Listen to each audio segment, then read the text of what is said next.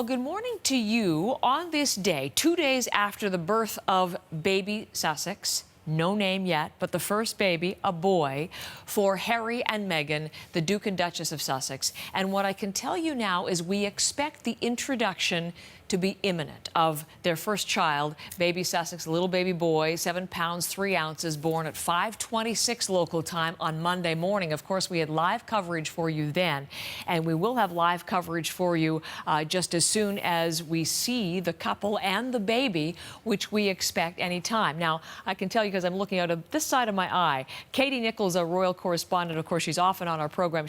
We're just connecting Katie, and it's a rainy, miserable day, and with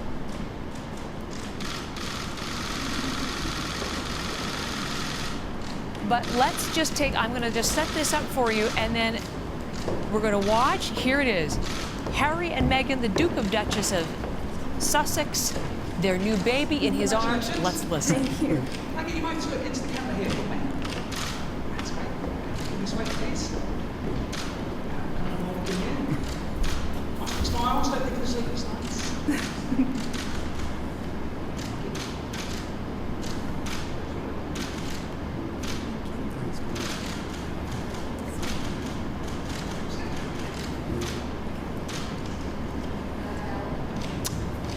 Well, hello, hi, congratulations. Thanks for taking the time out. I know you guys must be really, really busy, but Meghan, can you tell me what it's like becoming a new mum, and tell us a little bit about baby Sussex, as we're calling him? It's magic. It's pretty amazing, and I mean, I have the 2 best guys in the world, so I'm really happy.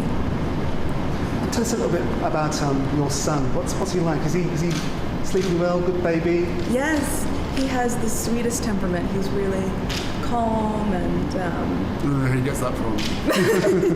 Yeah, and he's just been the dream. So it's been a special couple days. Who does he take after? Does he look like anyone? We're still trying to figure that out. Everyone says that babies change so much over 2 weeks. We're basically sort of monitoring how the changing process happens over this next month, really. But his looks are changing every single day. Yeah. So who knows? And how you find parenting generally? Is it still a special moment? Yeah, it's great. I mean, parenting is amazing. It's only been 2.5 days, 3 days. Yeah. But we're just so thrilled to have our own little bundle of joy. And be able to spend some precious times with him as he slowly starts to grow up. And I hear you're off to see 2 special people in a minute. Yes. The Queen and the Duke. Yes, and we just bumped into the Duke as we were walking by, which was so nice. So it'll be a nice moment to introduce the baby to more family, and my mom's with us as well. So it's been a really here we go. Another great grandchild. Yes. Can we have a little peek at him? We just can't quite see his face. Wow. He's already got a little bit of facial hair as well. Wonderful. Just in the family. Guys, thank you. Thank you all so much. Thanks for your time. Thank you. Thanks a lot. And thank you everybody for all the well wishes and the kindness. It just means so much. Thank you. Thank you.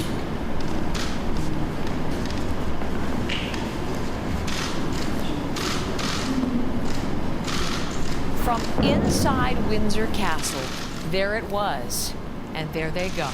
The Duke and Duchess of Sussex, Harry and Meghan, in their arms, still baby Sussex. We got no word on title or name. Let's go to Katie Nichols, our royal commentator so often. She is officially the royal correspondent for the Mail on Sunday and for Vanity Fair, and she's written a fantastic book on Harry, Life, Love and Loss. And now we'll have to say, and parenthood, Katie. We got our first look, but I don't know. we're left hanging in so many respects here, Katie. Well, that is the story of this royal birth, as you and I know very well. They like to keep us guessing, keep us waiting. I've spoken to some quite senior aides at Buckingham Palace, and I'm told that we will likely get the name later on, and that will hopefully put an end to this guessing game. But listen, we got a lovely little look at baby Sussex and the very, very proud parents. I thought it was wonderful, and I wish I'd put a bet on this because I suspected that Prince Harry might be the one holding the baby baby, and as they walked into Windsor Castle, he was. So Meghan looked wonderful, dressed in white, looking radiant. What did she say? The two best guys in the world. I mean, she just looked absolutely elated and joyful. She did, that it was magic. The whole thing had been pretty amazing and really happy. And as you say, the best two guys in the world. And talking about how this little baby has the sweetest temperament, already showing that at just 2 days. There's the close-up we got. And we didn't get an up-close look. You know, as we're looking at these pictures, you know what I'm going to do, Katie? I'm going to introduce to our viewers watching us, why don't we extend our conversation and open up to the questions that so many people have. We'll do a joint broadcast on our program on CBC News Network, and also we'll do this live on Facebook, which means that people can write us questions directly. And in fact, we're already getting some. So that goes to exactly what I was going to say. What's his name? Janice McNutt, we don't know, but Katie, you suggest that later today. But Joanne Ang on YouTube wants to know, does he have red hair? We didn't see close enough, did we? Well, we didn't. The baby was very tightly swaddled up in what looked like a white blanket and a little cashmere hat. What struck me, Heather, actually, we know he was born at 7 pounds 3 ounces. He's a pretty tiny little boy, and I know from my own experience of having small babies, you do want to keep a hat on them. You don't even need me to tell you the weather is pretty dire here. It is freezing cold, it is wet, it is miserable, and I think probably that's why baby Sussex had a hat on his head, because don't forget, he would have had to have made that journey from Frogmore Cottage to Windsor Castle, but of course it meant we didn't get a glimpse of any hair, so we don't know whether he has inherited his father's trademark and rather wonderful red hair, which he seems to have had cut since he came forward on Monday in the stable to announce the birth of his son, talking with just as broad smile as he did then this morning, saying it's great, parenting is amazing. We're just so thrilled to have our own little bundle of joy. We want to spend some special time with him as he starts to grow up.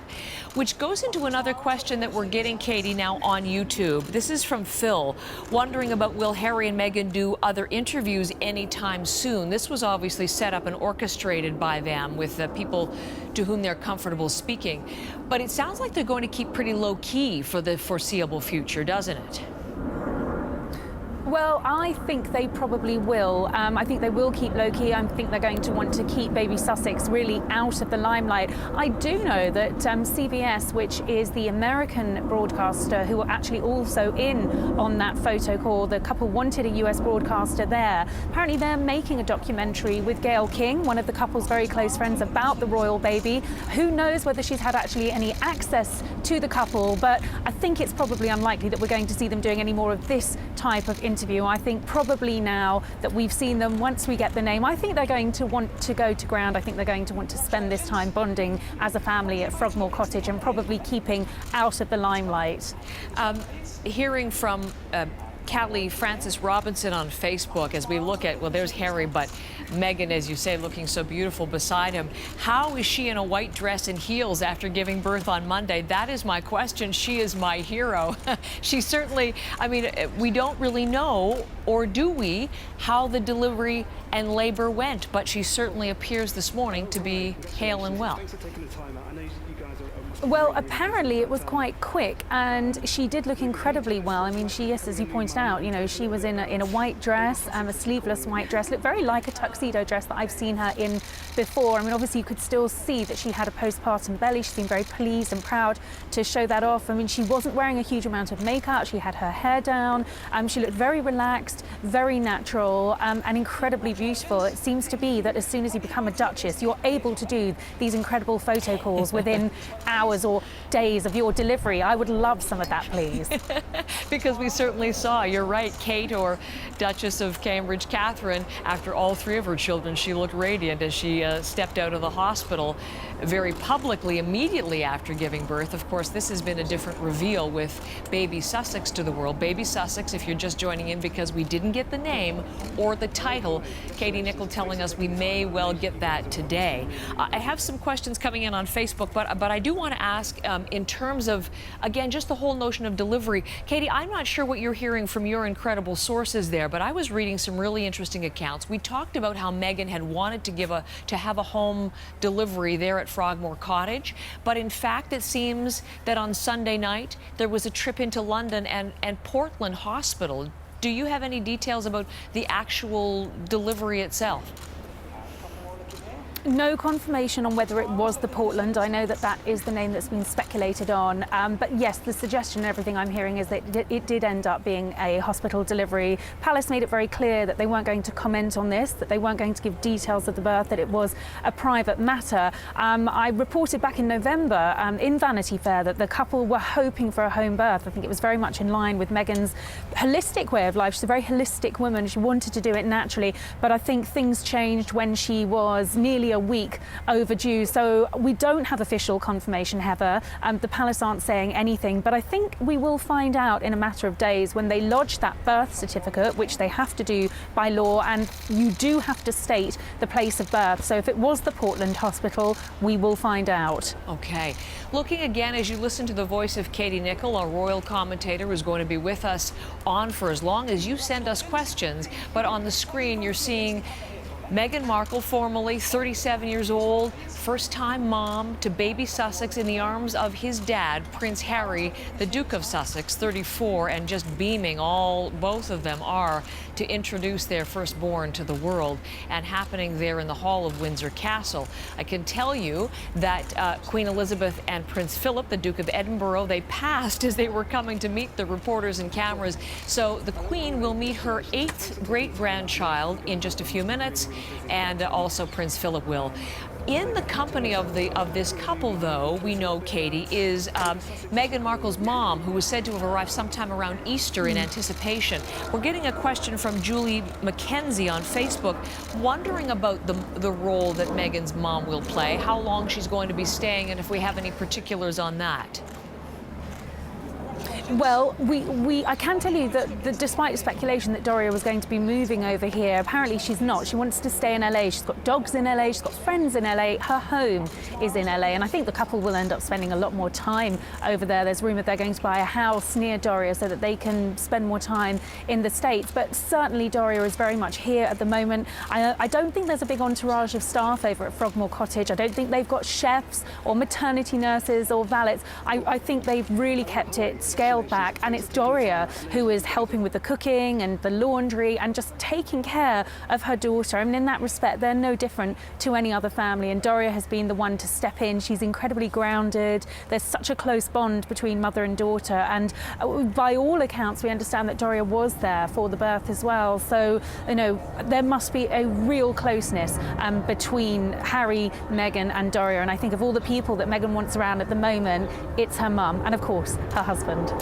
As she said, she now has the two most amazing guys with her, husband and now baby son. On that point, though, with Mom Doria at home with Meghan, it makes me wonder, before we turn back to some of the questions from YouTube, about how this baby will be raised. Do we know, Katie? Will there be a nanny? Will there be an elaborate household entourage? Is this a child bound for private school and royal duties, or what do we expect? Well, look, in terms of the entourage, I think this is a couple that want to be quite hands-on. So I don't think there's going to be, you know, a big staff there and all of that sort of fuss. I'm sure they're going to need a housekeeper, and inevitably, with the Duchess going back to work, possibly October, maybe even sooner, they are going to need a nanny. I think Meghan comes from that sort of celebrity culture. Her friends have nannies. It's very much the norm. And I think probably they've seen through the Cambridges that if you're going to go back to work, you need a nanny to help out. You know, in that respect, they're no different to any other working parent.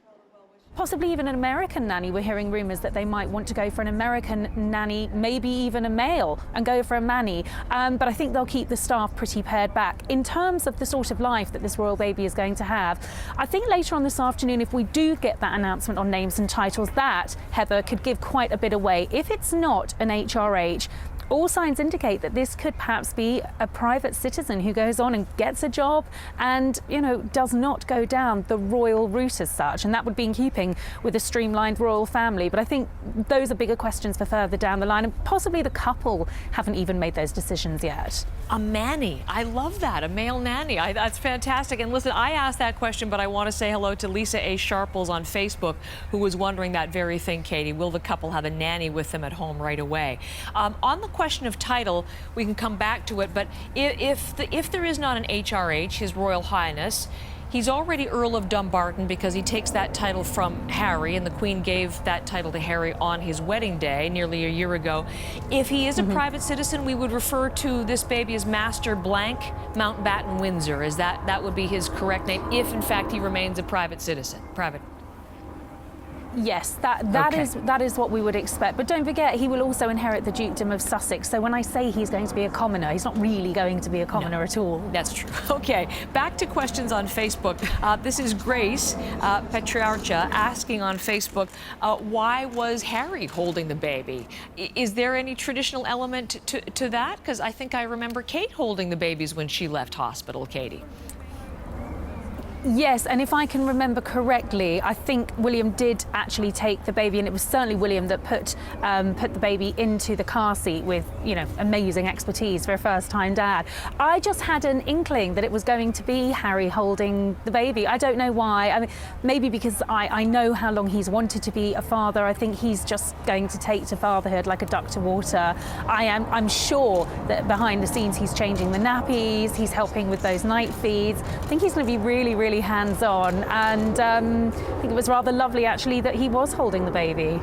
Well, it really was. So what we're looking at on screen now are the photos. We've seen the video, but here are the photos, a very select photographer chosen for this moment as they walk through the hall there at Windsor Castle, and here is the still photo of the close-up. That's as close as we can get of little baby Sussex under that knit cap, and then mother and father in the still photos, and still the question of will we get a name and title later today. Tanya Young on Facebook, Katie, is asking, why is Big Brother William, as in new Uncle Prince William, not there? He was away on royal obligation yesterday, and I believe that continues, but he certainly has weighed in with well wishes.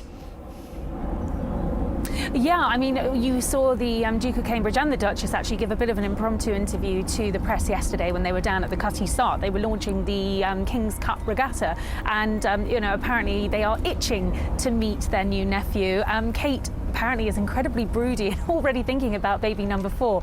So I think it'll just be a matter of time before they are here in Windsor to visit their new nephew. I mean, there has been, as we know, a lot of talk of a rift between the brothers, but I think that is a thing of the past now. And you know, if anything is going to bring two people together, it's a little baby. So I'm sure that William and Catherine will be here to visit very, very soon.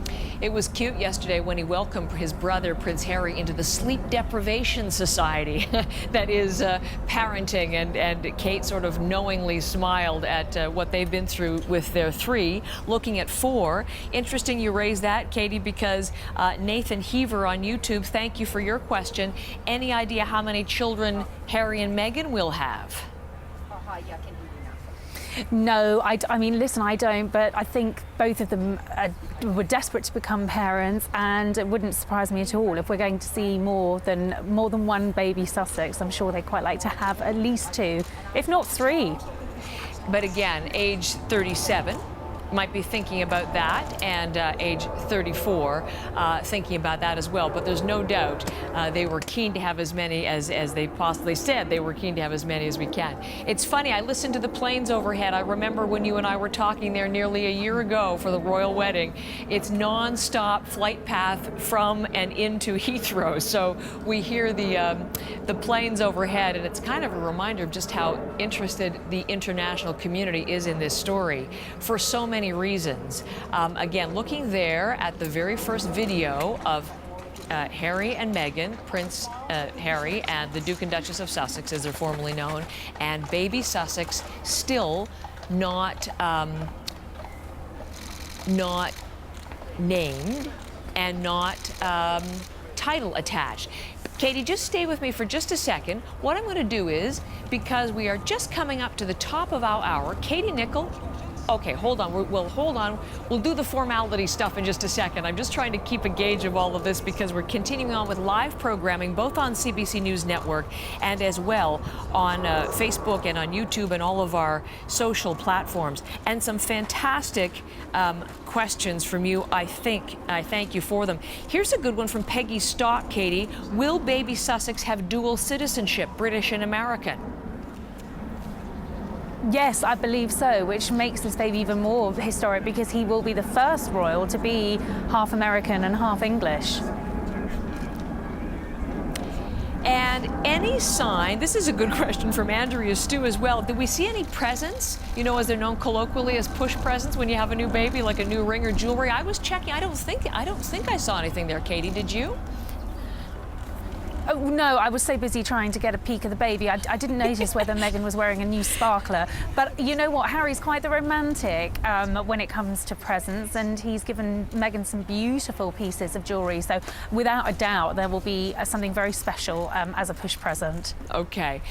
Stand by, Katie. I just want to do some formal introductions. I'll be back to you in just a second there in Windsor.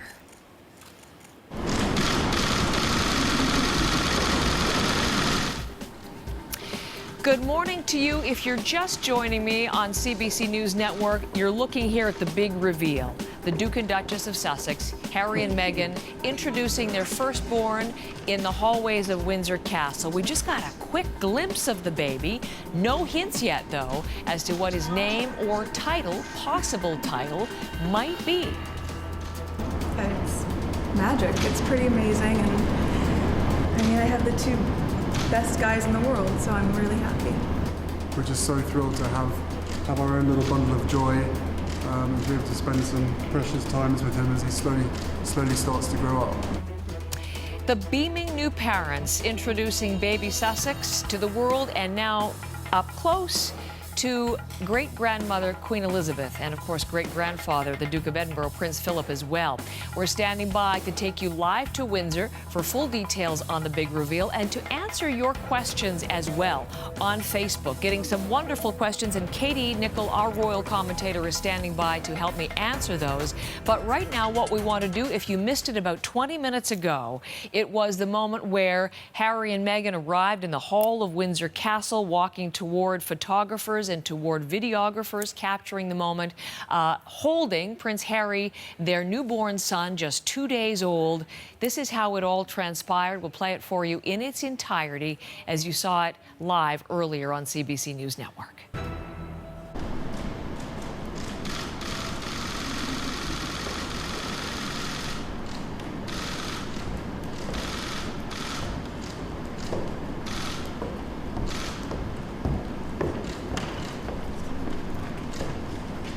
Congratulations. Thank you. Can I get you both to into the camera here for me? That's great. Can you wait, please? Come on, in here. Right, smiles, don't think of the sleepless nights.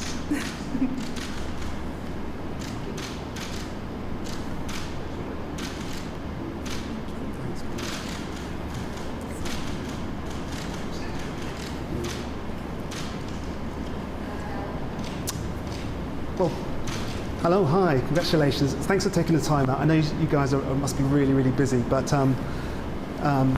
Meghan, can you tell me what it's like becoming a new mum and tell us a little bit about baby Sussex, as we're calling him? It's magic. It's pretty amazing, and I mean, I have the two best guys in the world, so I'm really happy. Tell us a little bit about your son. What's he like? Is he sleeping well? Good baby? Yes, he has the sweetest temperament. He's really calm and I don't know who he gets that from. yeah, and he's just been the dream. So it's been a special couple days. Who does he take after? Does he look like anyone? We're still trying to figure that out. Well, everyone says that babies change so much over 2 weeks. We're basically sort of monitoring how the changing process happens over this next month, really. But his looks are changing every single day. Yeah. So who knows? And how you find parenting generally? Is it still a special moment? Yeah, it's great. I mean, parenting is amazing. It's only been, what, 2.5 days, 3 days? Yeah. But we're just so thrilled to have our own little bundle of joy and to be able to spend some precious times with him as he slowly starts to grow up. And I hear you're off to see two special people in a minute. Yes. The Queen and the Duke. Yes, and we just bumped into the Duke as we were walking by, which was so nice. So it'll be a nice moment to introduce the baby to more family, and my mom's with us as well. So it's been a really, here we go. Another great grandchild. Yes. Can we have a little peek at him? We just can't quite see his face. Wow. He's already got a little bit of facial hair as well. Wonderful. Just in the family. Guys, thank you. Thank you all so much. Thanks for your time. Thank you. Thanks a lot. And thank you everybody for all the well wishes and the kindness. It just means so much. Thanks guys for the support. Thank you.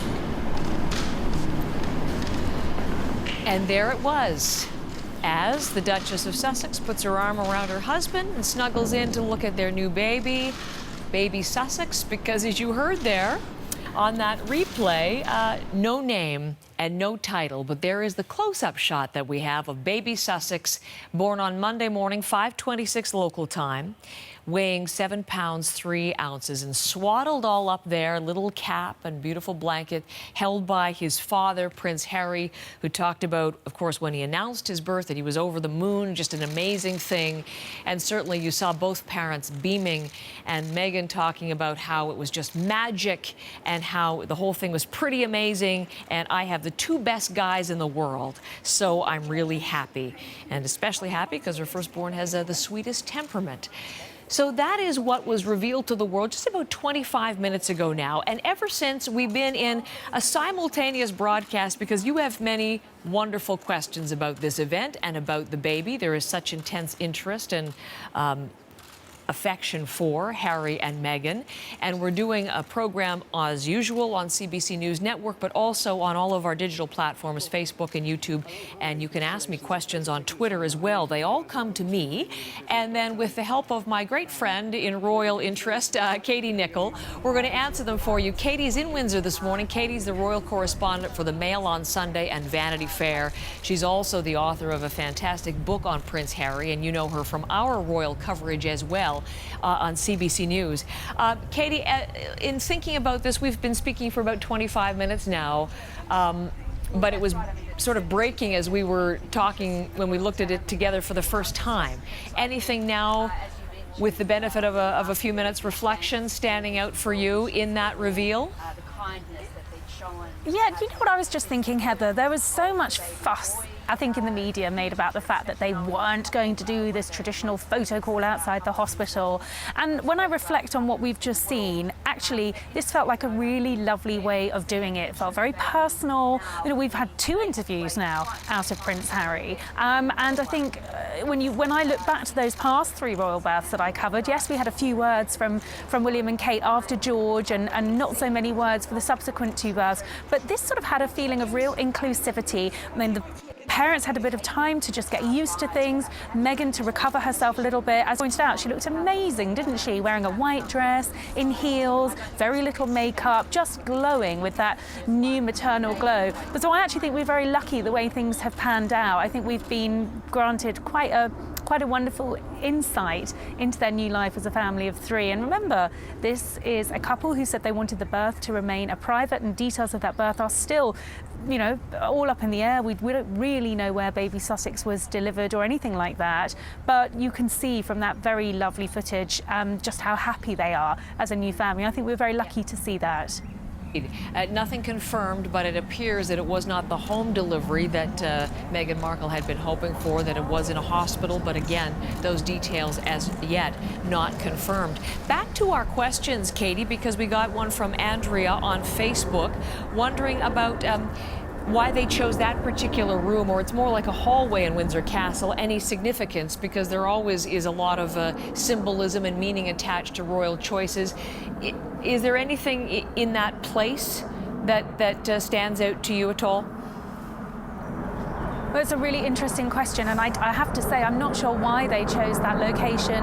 Don't forget there's always a technical aspect to all of this. Even though it was a small crew, there would have needed to have been the right acoustics, the right space for them to have walked up to the cameras. I know they were sort of just adjusting microphones before that interview, so I think probably all of those things came into play. Also somewhere that looks very regal, as you would expect of a castle, but not too intimate, not too personal, and of course it wasn't Frogmore Cottage where the couple are living. I think it was quite important to them that space is their private space, but here at Windsor Castle there was a place that was appropriate. And of course don't forget where they held their wedding reception less than a year ago today. Exactly, on May the 19th, the wedding in St. George's Chapel there, and the part of the reception, Frogmore Cottage, where they took their beautiful engagement photos and where they had part of their evening reception as well, and now it is their home, of course.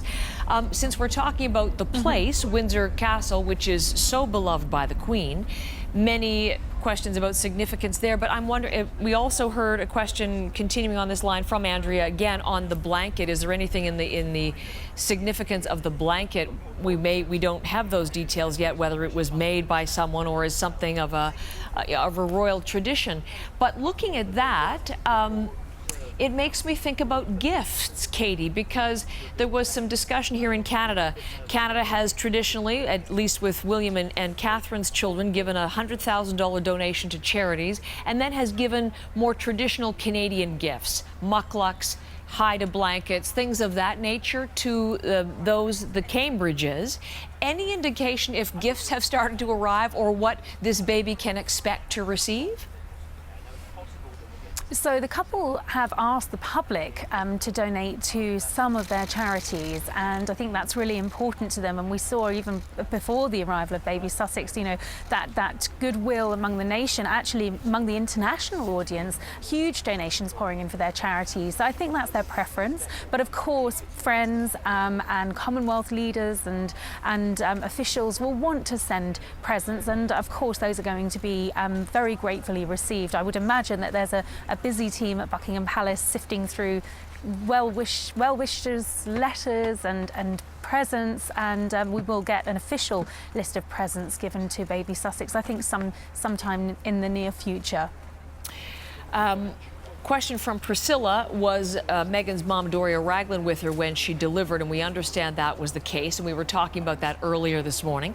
So let me move on to Bronte Rose's question that we're getting on YouTube, Katie, and that is this: do you think, because Meghan and Harry's children are much further down the line of succession, baby Sussex is 7th in line to the throne, they will opt for a more modern name rather than the traditional names we saw with Will and Kate?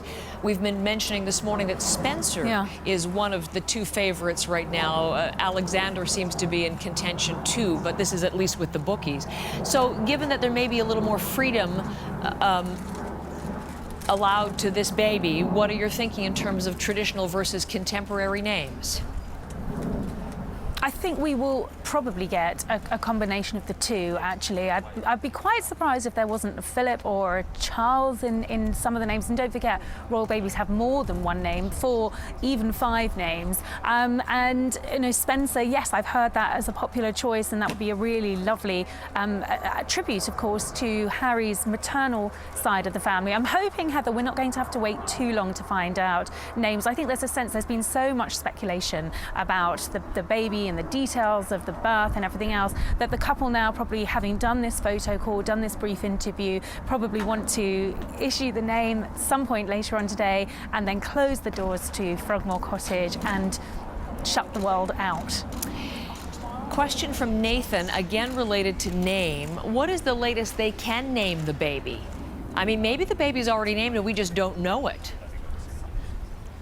Well, Prince Harry said on the Monday, didn't he, that because the baby was a little bit overdue, they'd had some time to think about names, but they were still thinking, which suggested that perhaps they couldn't agree quite on the order of names. There isn't actually any specific time limit in which they must decide names. Of course, they would need to decide before a christening, which we're expecting to be at some point here in Windsor in the summer, but we're definitely going to get names before the summer, that's for sure. I want to thank our viewers for some fantastic questions. I think I'm going to bring, Katie, you stay with me if you would. I'm going to bring this part of our conversation to an end, and thank you so much for all of the questions as we've had this live coverage. The big reveal, we've been calling it, Prince Harry and Meghan Markle, formerly the Duke and Duchess of Sussex, introducing baby Sussex to the world. And we've had that live on Facebook, YouTube, and taking your Twitter questions as well. But Katie, I have a couple of more questions for you in conclusion as we keep looking at these beautiful pictures. Because nobody raised this, but I've been talking with guests earlier. There is a lot of attention on this baby for all sorts of reasons, but one, of course, is the fact that this is the first baby of mixed race born to the British monarchy in modern day. And so much is being attached to that. I was talking to a playwright who calls it nothing short of a revolution. There's so much hope and symbolism in the arrival of this baby, and yet some have responded with the ugly side of British response, and racism has come to the fore. What are your thoughts on the impact this baby will have and how the whole question of race will be handled? I think the playwright that you spoke to is absolutely right. I mean, I think I said this on air with you the other day, that the idea that perhaps a prince as high profile as Prince Harry is could and would be allowed to marry a woman of mixed race 20 years ago, 30 years ago, I just don't think it would have happened. So I think the marriage itself was an indication of how far the monarchy had progressed, and this baby is. Every baby is a symbol of hope and optimism and the future, but this royal baby does, I think, symbolise so much, and not only the race issue, but also the fact that he is half American, and therefore that cements an already very special relationship and gives it a new longevity and a new meaning and a global platform. And I think you see that reflected in the international media here today and the global interest in this tiny, tiny little baby. In terms of what is next for the family, we understand that Harry will pick up his royal duties. He's off to the Netherlands tomorrow. We are also hearing that the Duchess, Meghan Markle, will be back to royal duties in time for the Queen's official birthday, the Trooping of the Colour in June. But I'm wondering what you're hearing about long term, because there has been a series of reports, Katie, that they may well be commissioned to Africa for stints or for the short, for the next couple of years even potentially. We know how important Africa is to Prince Harry. On that point, what is your understanding? One of the things I was told, which I write about in the book, before the couple got engaged, were that they wanted to be the roving royals. They wanted to be international ambassadors. Travel was always something they wanted to do, and they both love Africa. So this idea of a series of sabbaticals, this suggestion that they're going to be moving to Africa full time, it's not the case, but there will be, I believe, a series of sabbaticals, not just to Africa, I think to some of the other Commonwealth countries as well, where they can really focus their humanitarian interests, their philanthropic work, and that could be sooner than later. I think probably early next year. They may be reluctant to travel with such a small child any time before that, but without a doubt, Heather, these are the international royals. We're going to see them jet-setting around the world. I put Africa at the top of the list, and this little royal baby is going to clock up a serious number of air miles. I think you're right. Of course, Africa has the majority of Commonwealth countries, so to that end, too, very important to the royal family. Katie, I think for now, until we get the name, and then you and I need to talk again about what the names may signify, but I think I'm actually spent. So I'm going to thank you for a fantastic half hour of coverage with you there. And again, thanks to our viewers for the questions today, and people on Facebook and YouTube and on Twitter as well. Our royal correspondent on this very big day, and I appreciate it so much, Katie Nicholl. Now, let me introduce again one more time. We're going to take a break. We're going to play it for you in its entirety. Harry and Meghan, Duke and Duchess of Sussex, introducing baby Sussex to the cameras. No name, no title, but a very elated couple of parents cradling their baby. Let's watch as we take a quick break.